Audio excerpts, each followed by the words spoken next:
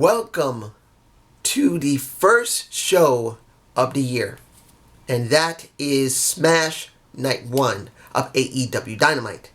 Now, you guys already know, this was supposed to air last week, but of course it could not because of what happened. And I'm not going to mention it. It's still a bit upsetting for me, personally, because of my problems, my anxiety. So I will not mention it. But was this a good show? Yes, it was. And it actually coincides with a video I made, how to make Impact better in 2021.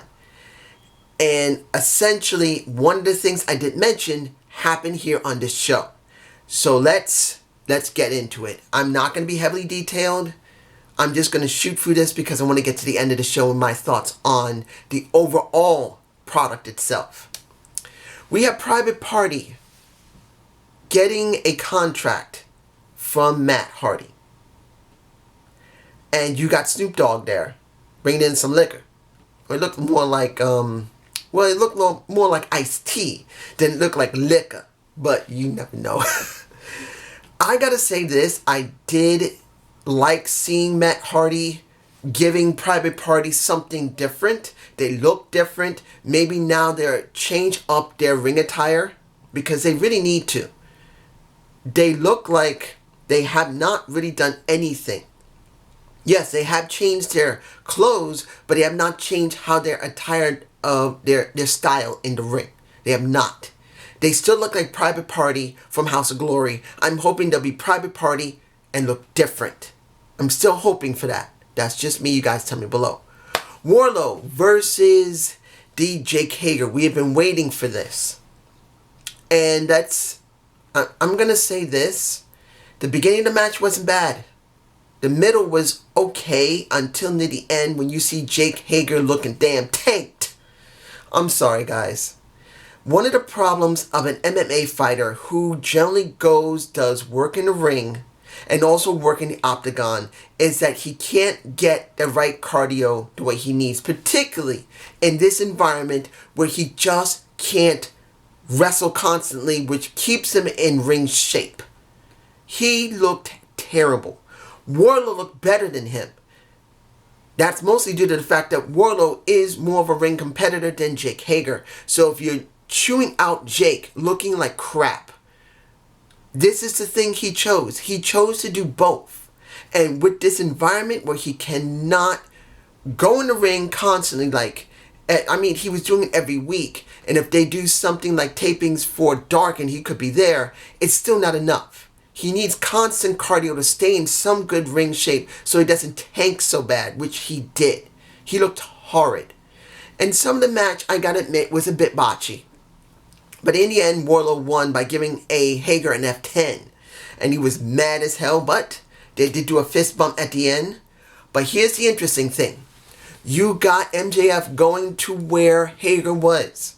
Because Hager was still pissed that he lost. And he's trying to calm his ass down, pretty much saying, what do you got to worry about? You're still undefeated in the octagon. Yes, you lost here, but that doesn't make it less of a loss. You're still one of the baddest guys here. And you just met your equal and just slightly lost. That's what he was roughly trying to say. He's saying you're still a beast. And Jake Hager said, I was ready to drop your ass. But you know what? Cool. We're alright. But leave.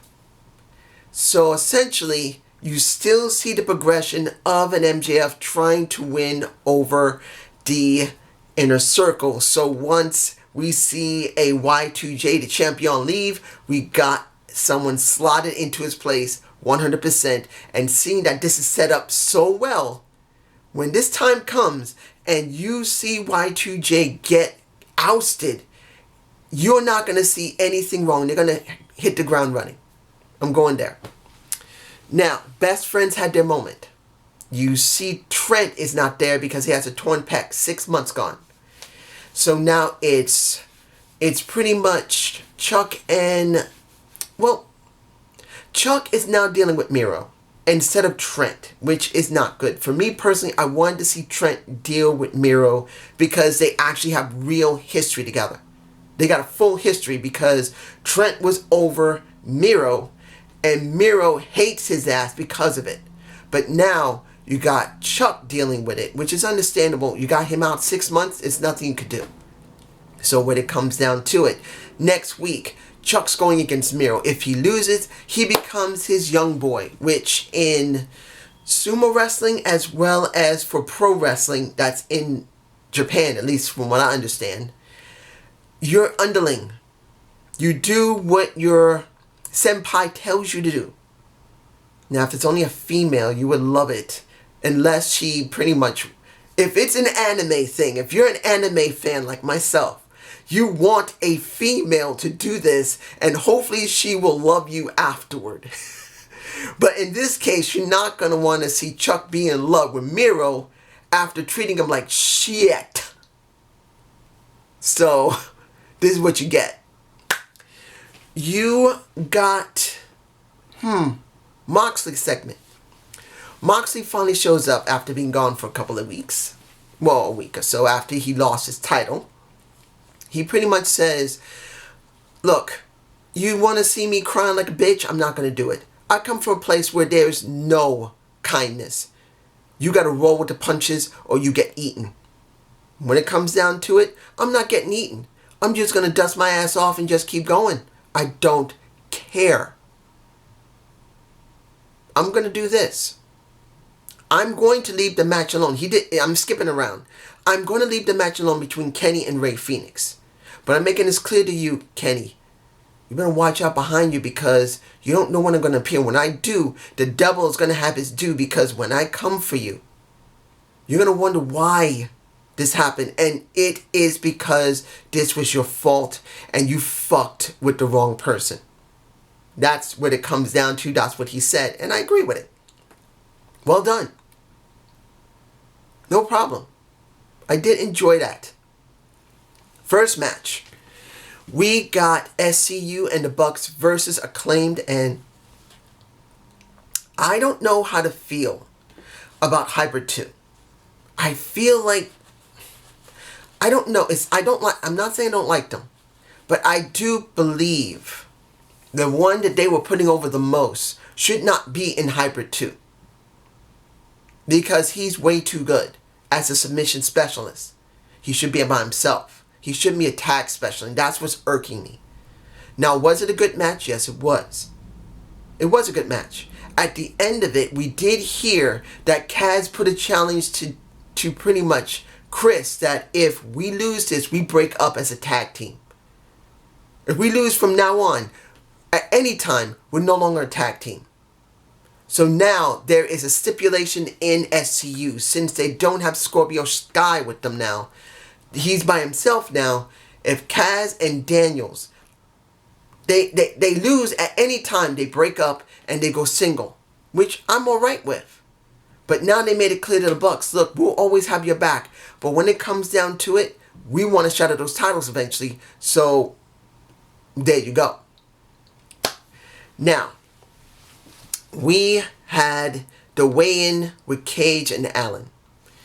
I did like how Allen talked. I liked how Taz talked. But here's the problem. I didn't like how Sting talked. Oh wait, Sting didn't talk. Sting didn't talk. You guys knew what happened when it came down to Allen. He pretty much said, Derby said, you know what, I'm just doing this pretty much short. I'm not going to let someone like you mess with me. He said, I've been through this for 27 years. I've dealt with people just like you. But let's get to the chase. Let's start the fight. And you get Sting coming out and saying nothing again. I think he should have said something in front of Darby Allin because he helped Allin again. He watched his back. And I truly believe at this point, either you got to do a backstage segment. Sting needs to either do a backstage segment with Darby Allin, or he needs to do an in-ring segment with Darby Allin. He needs to express the reason why he keeps coming to help him. That's the way it does. And I know people say, well, we already know they have enough respect for each other, they're covering for each other. No. Eventually, it's got to be stated as much as it's obvious to see. Yes. And you could get away with that. But this is Sting, for goodness sake. Sting really needs to really speak it, because it's obvious that for me, Sting feels like he's going to be a manager to Darby Allin, and he should announce it and state it. He needs to say that, I'm watching your back because you remind me of my kids. You remind me of me, which I don't believe he is. He's more of the second coming of McFoley than anything else. I still believe that. But if he's going to say that, he needs to say it. That's just me. You guys tell me below. Cody versus Matt Sydal with Snoop Dogg by his side. Now, it was good to see Snoop out there, and this was really for the big show.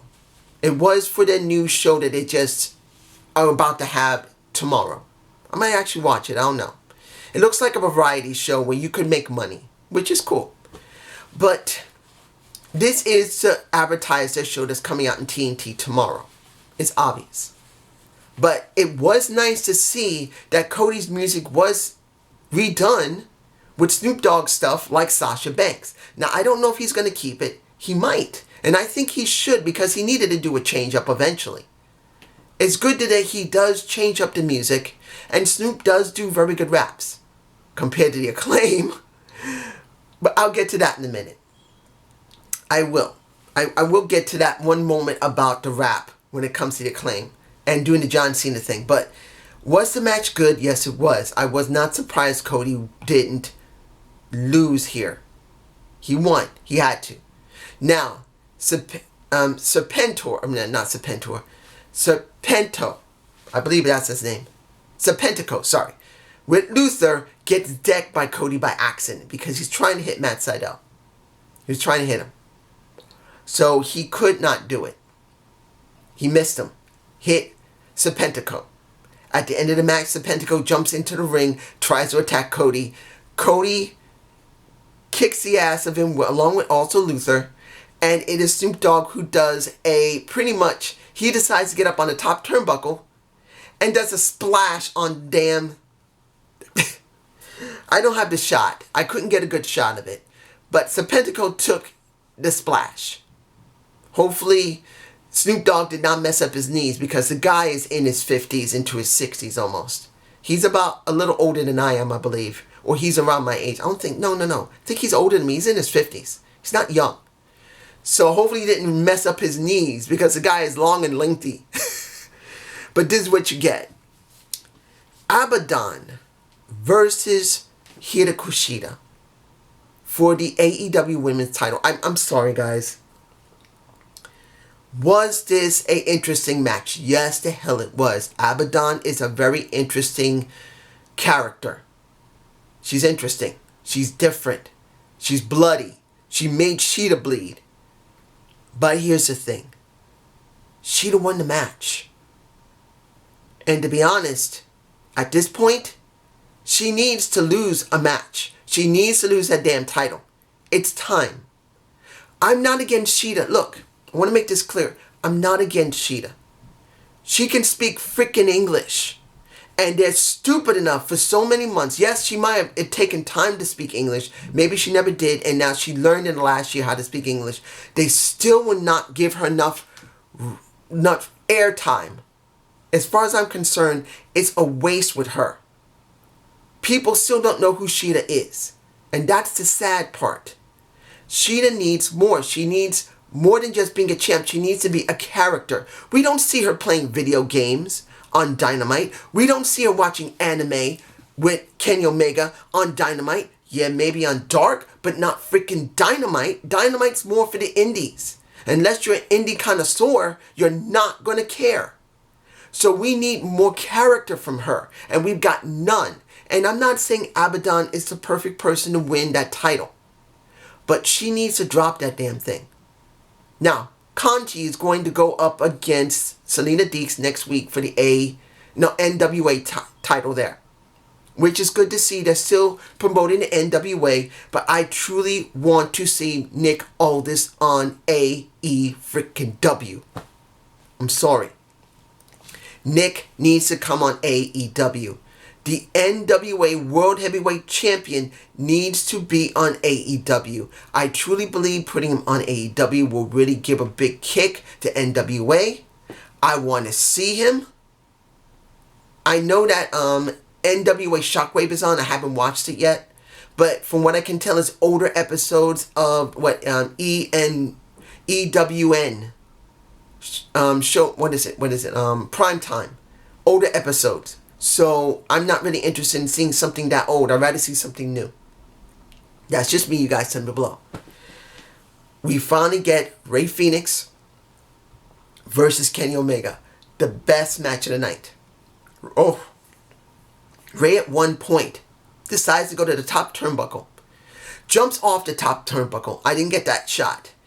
And stomps right here with both his knees. No, both his feet. Yeah, they slid off. But both his feet onto the back of Kenny's neck. I cringed. There was no need to do it that bad. That was bad. Yeah, Kenny's fine. But still, that was not necessary to go that far. But the match was very good. The best match of the night for me personally. And in the end, Kenny won. Was not surprised. But he wanted to make a statement and say pretty much, for Phoenix, you're not going to get no backup. Pac gets laid out by Kingston. You got Penta gets laid out by Kingston. And he's by himself. He gets beat up. Moxley comes out with a bat. Threatening. Nails Kenny in the arm. He's cut up. Then you finally get what I said in the beginning of the show. What Impact needs to do in 2021. You got the freaking Good Brothers come out. Whoop some ass. Take some names. 100%. Impact comes out. And you hear that. Let me put it to you like this. JR putting over Impact. Chris, who I really hope goes over to Impact. He advertised that he's going to go over to Impact and he's going to see a certain wrestler. I don't know who. He should go over there. Like an Ace Austin would benefit from Chris Jericho going over to Impact Wrestling and just looking at him doing a match. He doesn't even have to wrestle. Just looking at the talent and saying, I want to see if there's someone new for the Inner Circle. And then at the end of it, he says, ain't nobody here for the Inner Circle, but I thought I'd come here just to fuck with you. This is what should be. You get AEW interacting with Impact more. You get Impact interacting with AEW. This is what we need. And if I'm going to make this clear, anyone thinks that Impact does not need AEW, I'm sorry, guys. I have been doing Impact Wrestling reviews since 2014, 13? A little bit after I started doing WWE wrestling reviews, doing Debate of the Week, and a mixed bag of wrestling. That was some of the original that I did. And also Booking the Wrestler. When I was watching Impact, which was TNA, I knew that they needed more. They had great talent, but they needed something better than what they've been using for writing and people who own the place. Now, they have an opportunity with a different platform, TNT. They've never been on TNT. They just showed 2 members of their roster on TNT. Next to Don Callis, who is the executive of Impact, you now have 2 wrestlers of Impact, and now you have the Bullet Club back together, which now should wander between Impact and AEW. This would make the best sense. Have the Bullet Club go between both companies and help both companies. Hell, they even go into NWA when they finally start up again too. Just wander between the 3 companies.